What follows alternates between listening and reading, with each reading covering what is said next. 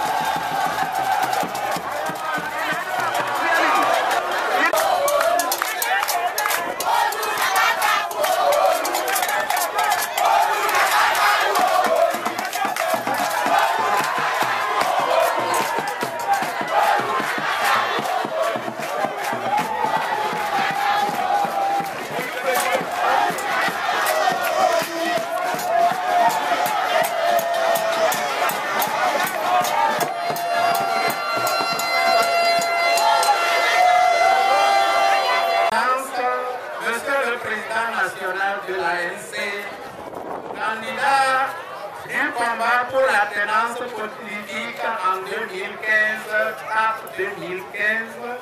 à l'élection présidentielle du 25 avril 2015. Excellences, Mesdames, Messieurs, responsables des différents partis politiques formant CAP 2015, illustres membres de la délégation, autorités politiques, administratives, militaires et religieuses, Mesdames et Messieurs, membres et sympathisants du CAP 2015, population de Kaboly et de ses environs. Avant toute chose, permettez-moi de transmettre au nom de la paisible population de Kaboly, des cantons et villages environnants, une cordiale et fraternelle bienvenue à nos illustres hôtes. Que votre bref séjour à Kaboly soit pour chacun et pour tous un véritable moment de tendresse et d'allégresse. Ensuite, je me fais l'insigne honneur de remercier chaleureusement son Excellence M.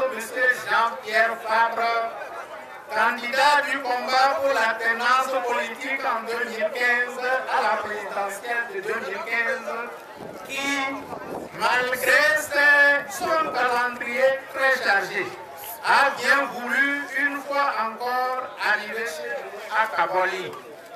Cette initiative très louable est d'une portée considérable.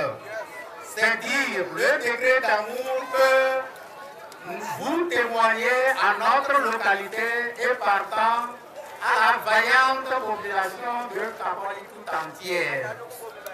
Hier, c'était Bago puis Boubi, deux cantons frères qui ont l'honneur de vous accueillir chez eux. Aujourd'hui, vous voici à Kaboly. Vous avez voulu toucher du doigt les réalités du Togo profond. Merci pour les sacrifices consentis.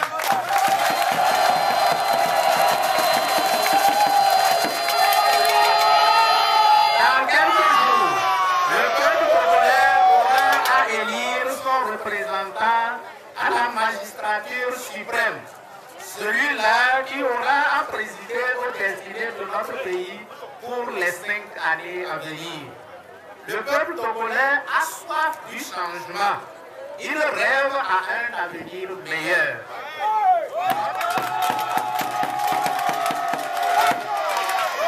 Notre pays a trop souffert et souffre toujours d'un mal qu'il ne mérite pas.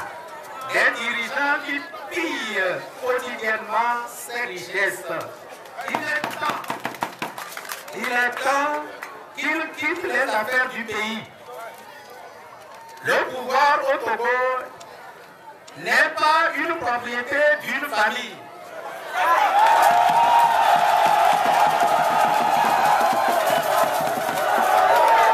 Mais encore d'un individu. Il est à nous tous, Togolais du Nord, du Sud, de l'Est ou de l'Ouest. Nous avons besoin aujourd'hui plus que jamais d'un sang neuf pour diriger notre pays.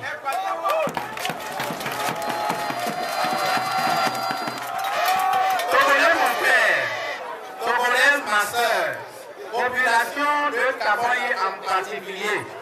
Il est temps de te réveiller de ton long et profond sommeil. Ouvre grandement tes yeux et regarde autour de toi. Au Bénin d'à côté, au Ghana, au Burkina Faso et plus loin de nous, au Nigeria, au Sénégal et j'en passe. Tout bouge et des progrès considérables ont été réalisés. Tout simplement parce que ces différents pays sont parvenus à asseoir une démocratie véritable, gage de tout développement. Seul le Togo, notre pays, vit dans la torpeur, dans l'immobilisme.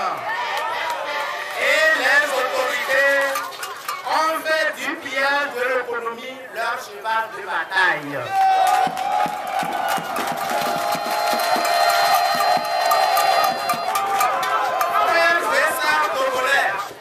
Population de Kampali, je cite, la pire des choses, ce n'est pas la méchanceté des gens, mais le silence coupable des autres.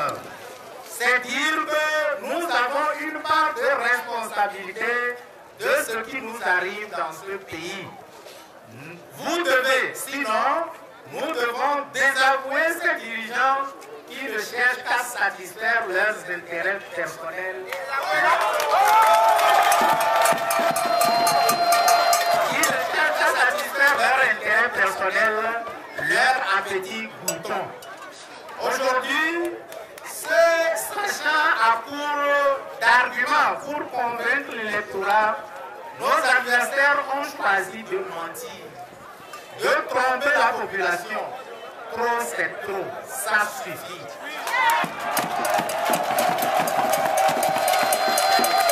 Pour démobiliser les électeurs, ils se livrent aux mensonges, à la désinformation, à l'intoxication en disant que si les AIB, c'est-à-dire les gens du Sud, prennent le pouvoir, ils vont renvoyer nos frères et nos enfants de leur travail. Quelle bassesse d'esprit!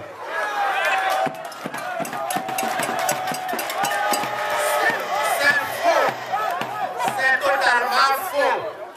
Profitant de l'analphabétisme de nos parents, ils vont jusqu'à dire que des appareils seront fixés dans les isoloirs pour détecter le choix de chaque électeur.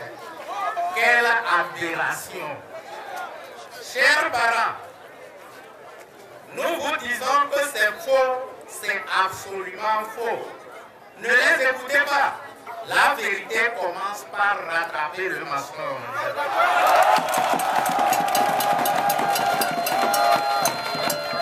Excellence, Monsieur le Président, le peuple a besoin d'un scrutin libre, transparent, équitable et apaisé. Que les résultats des urnes soient effectivement ceux exprimés par le peuple. La vigilance est donc de mise à tous les niveaux. Que chacun des acteurs impliqués dans ce processus électoral joue convenablement sa partition afin qu'au lendemain du 25 avril 2015, la victoire soit dans notre camp et qu'on puisse crier haut et fort Jean-Pierre Fabre, président du Togo.